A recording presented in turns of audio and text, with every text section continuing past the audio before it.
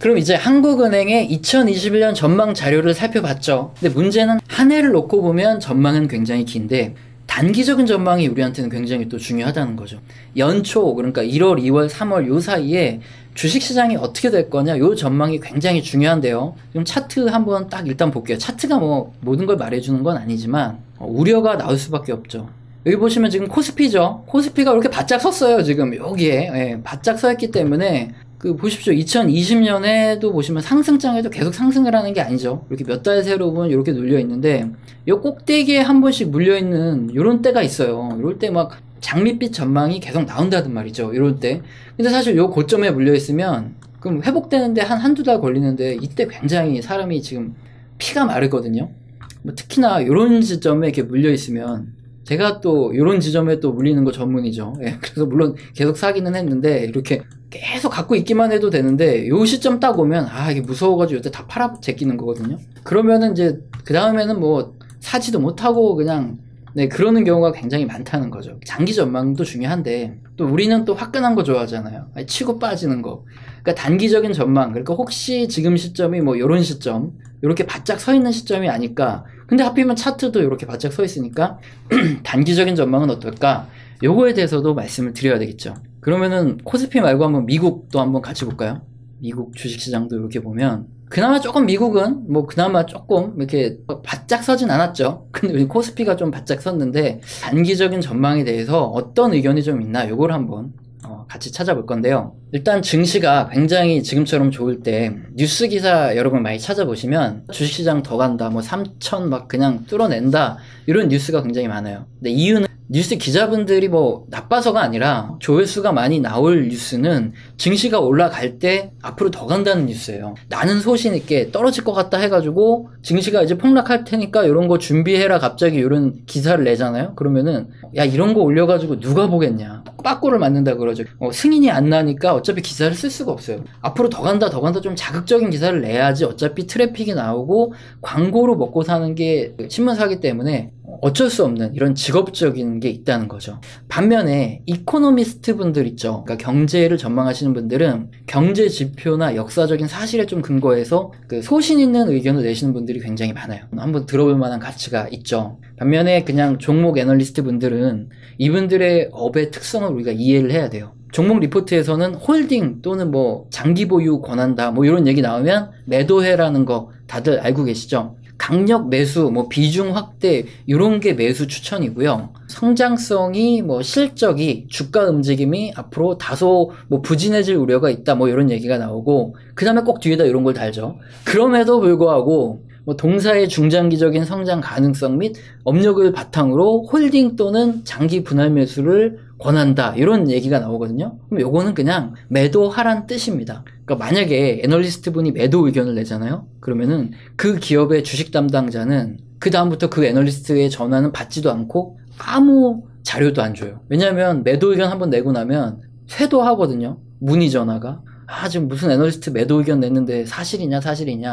그러니까 애널리스트 분들이 마음대로 매도 의견도 못 내는 게 바로 우리나라입니다. 그러니까 그분들의 고충을 이해하고 어떤 의견이 매도 의견이구나. 요거는 우리가 눈치껏 해야 되는 거죠.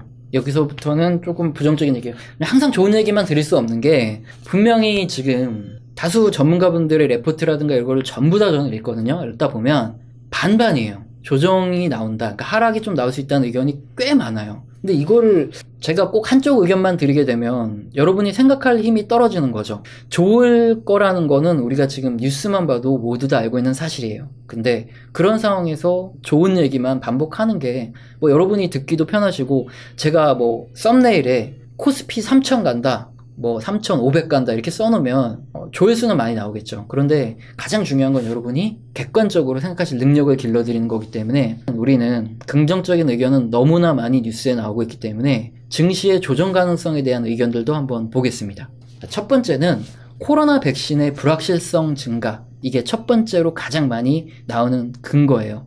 그림 잘 보이시나요? 이게 바로 영국의 변종 코로나죠. 지금 이 빨간색이 확진자 중에서 변종 코로나가 몇 명이냐 이걸 나타내는 거고요. 요거는 그냥 기존 코로나가 몇 명이냐 이걸 나타내는 겁니다.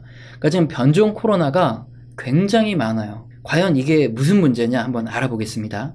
이 자료를 어디서 구하냐 하면 트위터 보시면 토니 콕스라는 이분이 있어요. 영국의 유나이티드 킹덤의 바이오 센츄레, 그러니까 바이오 센터죠. 바이오 센터의 CEO라는 분인데 이분이 여기 트위터에다가 계속 이 업데이트 자료를 올려주고 있습니다. 변이 바이러스가 어떻게 되고 상황이 어떻게 된다 이렇게 올려주고 있는데, 첫 번째 영국은 여러분 보시면 2020년 12월 9일에 세계에서 가장 빨리 코로나 백신 접종을 시작했습니다. 그리고 나서 백신을 맞고 나면 한 1주에서 한 2주 내에 항체가 형성이 된다고 하죠.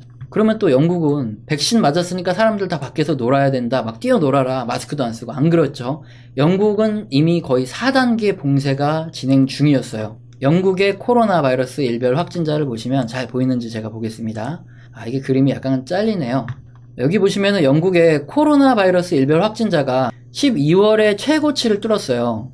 물론 크리스마스가 있으니까 크리스마스 때문에 확진자가 늘어난 영향도 분명히 어느 정도 있겠죠. 그런데 또 이런 건 있죠.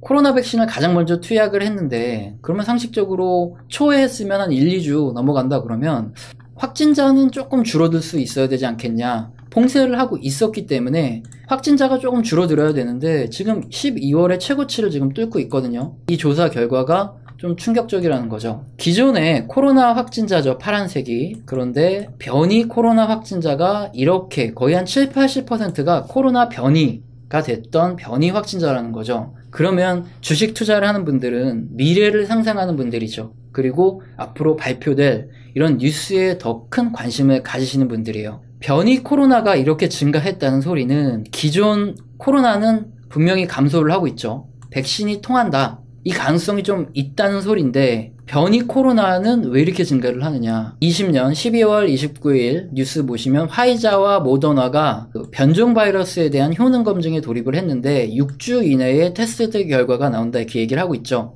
그러니까 우리가 그 투자자분들이죠. 글로벌 투자자분들이 보는 건 이거예요. 6주 후에 잘못하면 영국의 코로나 확진 결과를 봤을 때 백신이 기존 코로나에는 효과가 있는데 분명히 줄어들고 있으니까 변종에는 효과가 없을 수도 있겠구나, 그런 걱정을 하는 겁니다. 화이자, 모더나에서 변종 코로나에는 지금 백신이 효과가 없습니다, 새로 만들어야 됩니다, 이런 얘기가 딱 나올 수 있다, 이걸 우려하는 거예요. 그렇기 때문에 지금 화이자 보시죠. 화이자 주가가 이렇게 떨어지죠. 백신 나오고 다 했는데 화이자 주가 떨어지고, 모더나 주가 볼까요? 그렇죠. 모더나 주가도 다시 떨어지고 있죠.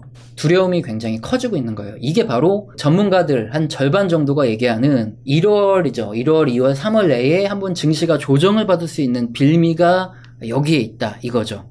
그런데 변종이라는 게, 바이러스 백신은 쉽게 만들 수는 있어요. 그러니까 6주 내에 만들 수 있어요. 그 이유가 뭐냐면은 RNA 바이러스의 그 유전자, 요 정보를 바꾸기만 하면, 변종으로 맞추기만 하면은 금방 새로 만들 수 있기 때문에 쉽게 백신을 만들 수 있는데, 문제가 뭐냐 하면 이게 변종이 최근 뉴스에서 보면은 어디에서는 6종이다 얘기가 있고 어디에서는 70종이다 이런 얘기가 있어요, 변종이. 그러면은 70방을 맞아야 되는 거예요, 한 사람이. 그러니까 도합 2번씩 맞아야 되니까 140방을 맞아야 되는 거거든요, 코로나에. 그리고 또 뭐 전 세계적으로 계속 변종이 생기고 할 때마다 백신을 계속 맞아야 된다 그러면, 솔직히 백신 안 맞고 말지. 그러니까 140방을 솔직히 어떻게 맞습니까? 예를 들어서 6종의 7종의 코로나 변종이 있다. 그러면 2번씩 맞으면 총 14번 맞아야 되는 거거든요.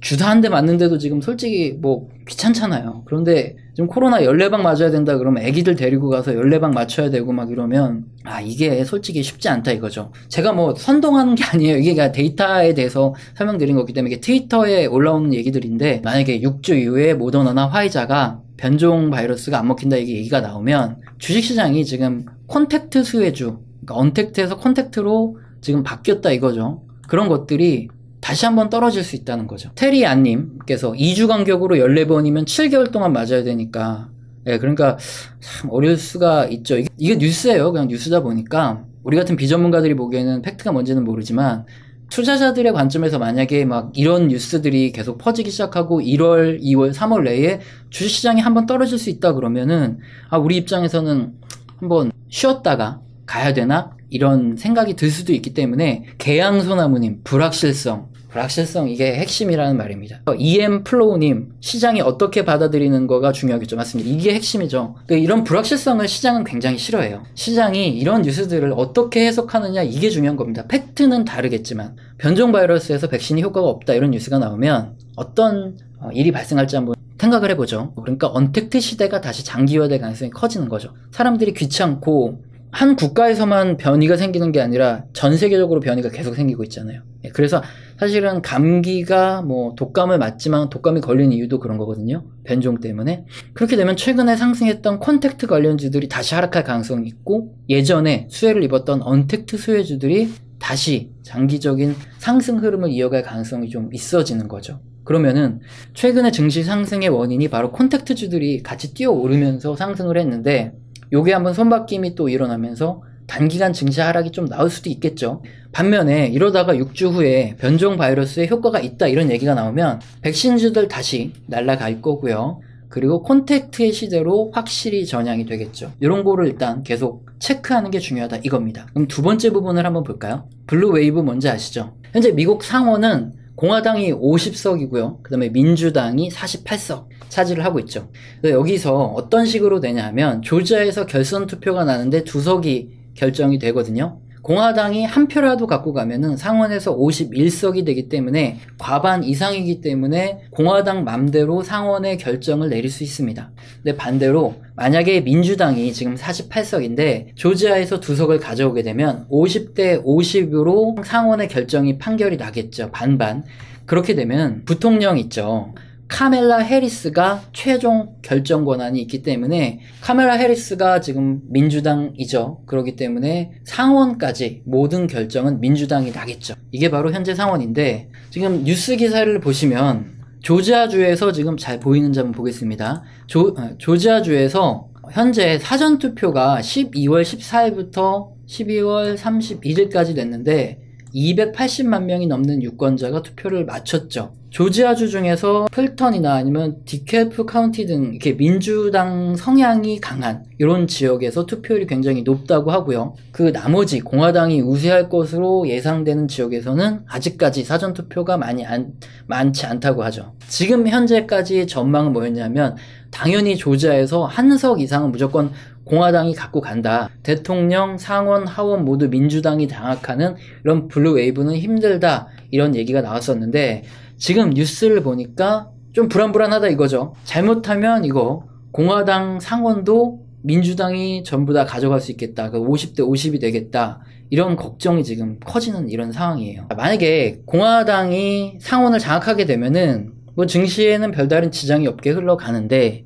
민주당이 공화당까지 장악을 하게 되면은 증시에 어떤 악영향이 있냐. 블루 웨이브 같은 경우에는 법인세가 28%까지 인상이 될 수 있죠. 이렇게 얘기를 하고 있기 때문에 이 부분에서는 증시가 하락할 수 있는 가능성이 있는 얘기예요. 반면에 대신에 또 대규모 부양책이 바로 통과가 될 수 있죠. 2.2조 이상, 그리고 최대 4조까지도 나올 수 있다 이런 얘기가 있는데, 그렇게 되면은 법인세가 인상됨에 따라서 증시가 하락하는 부분을 일정 부분은 만회될 수 있다 이거죠. 이 경우에 어떻게 될지 한번 제가 생각을 해보면, 그린 뉴딜 수혜주, 그러니까 바이든 수혜주 같은 경우에는 어쨌든 돈이 계속 들어가니까 수혜를 보겠죠. 근데 반면에 법인세 이슈까지도 있고 단독점 이슈가 있는 이런 빅테크 기업들에 대한 규제가 점점 더 커질 거예요. 빅테크 기업들의 주가는 좀 더 빠르게 하락하고, 반면에 그린 뉴딜, 그러니까 바이든 수혜주 같은 경우에는 좀 더 큰 돈이 쉽게 들어가기 때문에 올라갈 가능성이 크겠죠. 그렇게 되면 1월 5일에 조지아 결선 투표를 보시고, 이에 따라서 그 빅테크 기업에 대한 수급 지금 한번 달라질 수 있으니까 이 부분도 좀 확인을 해보셔야 돼요. 근데 역사적으로 지난 자료에서 설명드렸지만 바로 주가가 하락한다기보다는 반독점 이슈가 걸려서 소송이 진행되는 내내는 크게 주가가 안 움직이다가 소송이 임박해서 고랬을 때 떨어지거나 아니면 소송 결과가 나와서 해체를 해라, 아니다 이런 결과가 나오게 되면은, 그러면 그때 빅테크주들 주가가 떨어졌던 과거 역사적 사실이 있습니다. 그러니까 그런 부분은 좀 주의를 하셔야 돼요. 보통 소송이 한 1년 반에서 2년 정도 걸려요. 그러니까 그 기간 안에 수익 실현도 좀 하고 소송 결과 나오기 직전에는 한번 현금화를 하는 게 좋을 수 있는 거죠. 네, 그리고 증세 같은 경우에는 당장은 할 가능성은 적죠. 2년 후에 할 가능성이 큽니다. 왜냐하면 증세 같은 경우에 과거에도 오바마 때도 증세라든가 뭐 이런 정책을 하려고 할 때 2년이 지난 시점부터 했거든요. 네, 정권 중반에 가서 문제가 가장 커질 수 있기 때문에 당장은 막 증세를 하면 기업이 어려워지니까 당장 증세는 안 하고 중간 선거 끝날 때쯤에 할 가능성이 큰 거죠. 주식시장이 연초에 조정이 나오고 있는 이견도 있는데 이 부분에 대해서 우리가 객관적인 시각을 갖자. 그래서 이 두 가지, 그러니까 백신의 무용론 가능성 이런 얘기가 나오고 있고, 그리고 두 번째는 또 블루 웨이브 가능성, 이 부분에 대해서도 우리도 어느 정도 좀 대비를 하는 게 좋겠다. 이런 부분을 좀 설명을 드렸고요. 그렇다 해서 뭐 지금 이 두 가지 이슈가 뭐 100% 뭐 확정된 게 아니기 때문에 크게 떨어진다 이렇게 보는 사람도 별로 없고요. 만약에 떨어진다고 해도 저가 매수의 기회로 삼으라는 얘기가 굉장히 많아요. 그렇기 때문에 엄청나게 우려할 필요는 없을 것 같고, 아직 뭐 현금화를 해 놓으셨다거나 아니면 일정 부분 현금이 있으신 분들은 저가 매수의 기회로 삼으시는 것도 좋겠죠.